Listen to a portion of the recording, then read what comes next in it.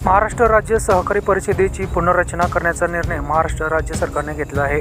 या परिषदेच्या अध्यक्षपदी राष्ट्रवादी काँग्रेस पार्टी अजित पवार गटाचे ज्येष्ठ नेते मोहोळ विधानसभा मतदारसंघाचे माजी आमदार राजन पाटील यांची निवड करण्यात आली आहे। राजन पाटील यांचा अध्यक्षपदाचा कार्यकाळ 3 वर्ष अथवा पुढील आदेशापर्यंत राहणार आहे। राजन पाटील यांनी सहकार क्षेत्रात सोलापूर जिल्हा मध्यवर्ती बँकेचे अध्यक्षपद संचालक म्हणून देखील काम पाहिले आहे।